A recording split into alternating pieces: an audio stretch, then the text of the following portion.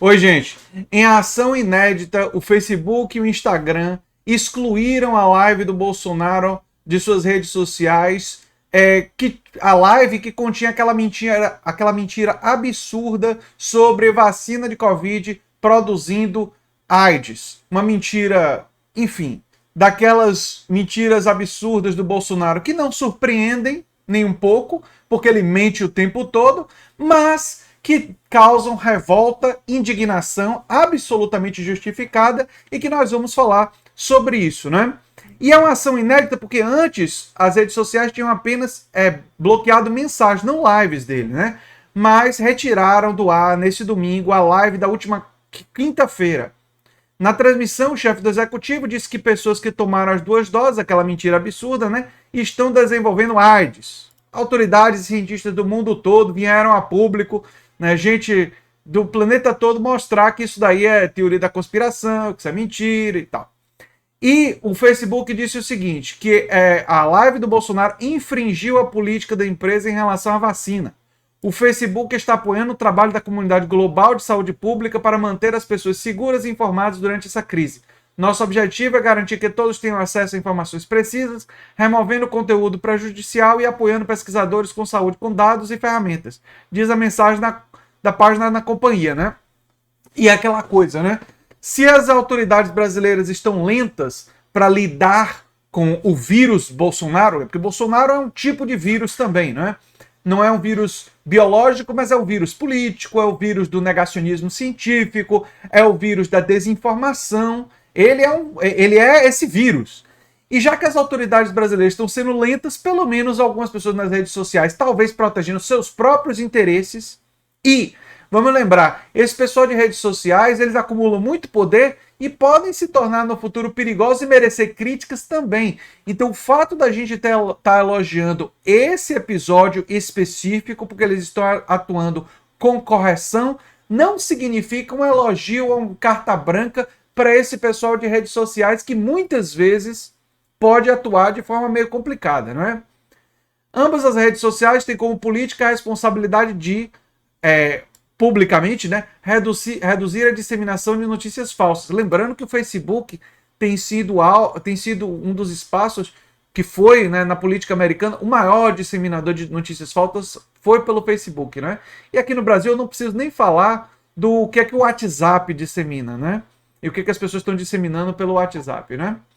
O Facebook afirma estar empenhado em criar uma comunidade mais bem informada e em reduzir a disseminação de notícias falsas, enquanto o Instagram diz trabalhar com verificadores de fatos independentes no mundo todo que analisam conteúdo em mais de 60 idiomas. A live continua disponível aqui no YouTube, né? E a plataforma não respondeu até a publicação dessa matéria no Estadão se pretende impor alguma sanção ao vídeo do presidente. Engraçado que aqui no YouTube, eu posto aqui, né? Qualquer postagem minha que tenha alguma palavra, e é possível que esse vídeo venha ter esse tipo de problema. Alguma palavra tem aquele problema de verificação, da monetização do vídeo, não sei o que, parará. E às vezes eu já tive dificuldades com vídeos aqui, mesmo eu postando informações verídicas, mesmo eu postando informações com fontes jornalísticas, né? Mas o presidente da República posta uma teoria da conspiração e, por enquanto, a live dele no YouTube ainda tá. Eu espero que o YouTube se posicione e retire também uma live com uma desinformação desse tamanho, né? Um absurdo desse. Essa é a primeira vez que a companhia de Mark Zuckerberg tira do ar uma live semanal do Bolsonaro. Anteriormente, ele só tinha removido uma publicação do presidente feita em março, em que ele citava a cloroquina para o tratamento de Covid e defendia o fim do isolamento social. 2 absurdos, né? Medicamentos sem comprovação científica de funcionar com relação à Covid e ser contra o isolamento social, que naquele momento era a única proteção que existia contra o Covid e que ainda continua sendo uma política que nós devemos enforçar e nós devemos nos esforçar, porque o isolamento social é importante como medida de proteção, não é? Mas enfim, nesse episódio o Facebook tirou a postagem do Bolsonaro. Bolsonaro ainda não se manifestou sobre a exclusão do vídeo. A fake news aí tava lembrando, né, que a fake news já era conhecida e tal, não é?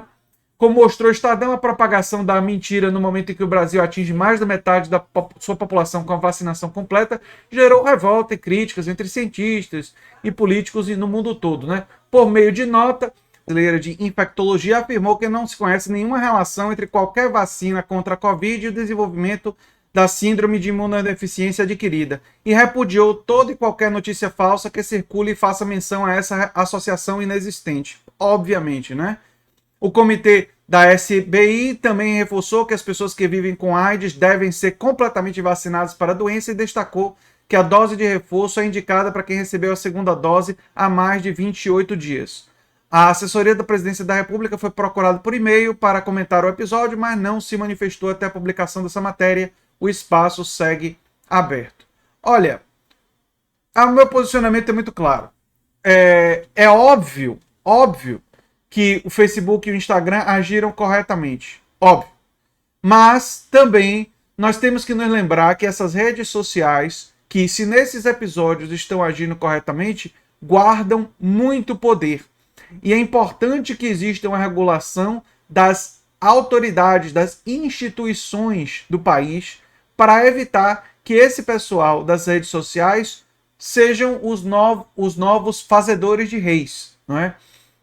Vamos supor, num futuro não muito distante, gente dessas redes sociais decide que quer eleger Beltrano e não quer eleger Cicrano. E isso se torna um poder demasiadamente grande que essas redes sociais vão ter se eles resolverem entrar no debate político dessa forma. Isso significa, gente, que ao mesmo passo que nós elogiamos essa atitude, e aí é o meu papel de lembrar vocês de ter uma análise que vê as nuances da realidade. Ao mesmo passo que nós destacamos a atitude correta de combater notícias falsas, nós temos que estar com um olhar bastante atento para o excessivo poder das redes sociais, o excessivo poder que esses bilionários têm e defender que esses espaços sejam espaços de liberdade de expressão, mas de combate irrestrito ao negacionismo científico, a notícias falsas. E aí tem gente que diz, mas quem é que vai definir o que é notícia falsa? Olha, as autoridades têm que fazer a checagem, né? Nós vamos ter que ter checagem da realidade do que está acontecendo. Isso é absolutamente necessário, porque senão você vai ter mentiras sobre a vacina sendo divulgadas. E quem é que tem mais conhecimento? A comunidade científica, óbvio. Obviamente, instituições científicas vão ter que verificar informações. Existe algum embasamento para se dizer que vacina produz AIDS? Não. Então isso tem que ser proibido. Porque disseminar uma notícia dessa incentiva pessoas a não se vacinarem e coloca a vida de outras pessoas, não só de quem não se vacinou, coloca a vida de todo mundo em risco. Percebem a gravidade? O negacionismo científico, ele sempre foi uma coisa contrária aos interesses da humanidade. O negacionismo científico, ele sempre foi algo que ameaça a humanidade como um todo. Ameaça ao avanço do conhecimento científico, ameaça o desenvolvimento de tecnologia. Mas no caso da pandemia, a pandemia ajudou a mostrar terrivelmente de que o negacionismo científico mata. O negacionismo científico literalmente gera mortes.